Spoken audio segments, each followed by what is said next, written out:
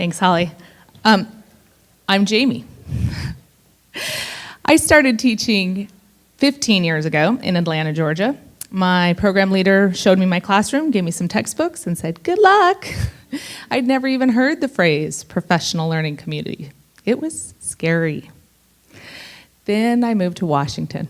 3 years later, I met my first PLC. We planned together, we ate lunch together, we grew together as professionals, we did PD together, we were together. Then in August, 1 year, came to my pre-service days and found out about data teams. Turned out our warm and cozy PLC, we needed to be looking at data. Lots of data. Changed the atmosphere of our PLC. We were now in a race to see whose students would come out ahead. Oh, the next year we started piloting TPEP. Now we're racing in a Shark Tank. We got to collect the data, we got to analyze it, and our evaluations tied to it. We wanted to help and support ourselves. We wanted to be there for each other, but we didn't want to get tied down to someone who would drown us. And PLC time, that was just an obstacle in the way of the real work. I took matters into my own hands. I became program leader and ultimately the visionary of our PLC. So student growth data came out from the state right about this same time, and it turned out to be a life raft for us in a sea of obstacles. As a PLC, we learned a lot of things through painful trial and error. I'm going to share with you a couple of those things. We came out on the end high functioning and centered on student growth. Lesson number 1. My students are actually our students. We had to intentionally change the way we talked about students. And it really helped those teachers that had low performing students to shine.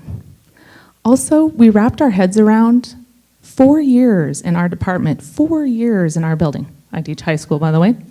And we needed to make improvements every year, especially if a student came below grade level. Lesson number 2, if you show achievement data, show growth data. So we dreaded seeing achievement data every August. We were always below the other high schools in our district. Seeing growth data changed our perception. It changed our story. Lesson number 3. Too many goals, too little time. In fact, I spent all morning talking about this. So in August, we write an overarching goal as a PLC. We use it as our SIP goal, we use it in TPEP, and we use it to drive our PLC. Lesson number 4, write a true growth goal. So goals that seem like growth are really achievement goals. For instance, let's say my algebra proficiency rating will move from 60 to 80%. Wow, 20% growth. No, not really. What about that 60%? Did they grow or did they just stay stagnant the whole time? What about the 20 that didn't make it? Did they grow or just left behind? Lesson number 5, use the tools you have. So we wanted to measure growth. We couldn't wait till the end of the year state assessment. That's too long to show growth along the way. We wanted to use classroom-based assessment, but who has time to make all these, analyze all these, and then do something with it? Our answer came in performance tasks. So these were already available, they were aligned with our curriculum, and they were rich tasks with a low floor, high ceiling. We could show growth for everyone that way. Lesson number 6, you have to be able to use your data to inform instruction. We wanted to make whole class decisions with the data, but we also wanted to make differentiation decisions. So what we were looking at needed to be valuable enough to make both decisions for level 4s and level 1s.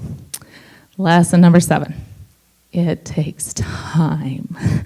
Especially if you want to see student growth, you are going to have to wait. We were collecting data every 2 weeks, and then we're like, oh, let's do it every month. Not enough time to see real growth. We ended up with a 3 times a year cycle. Fantastic. The results are dramatic. In 2014, River Ridge was awarded the Washington Achievement Award for high progress. That means for 3 years, I know we were in top 10% achievement and growth in reading and math. Thank you so much, and I would love to share more of my story in the workshop later.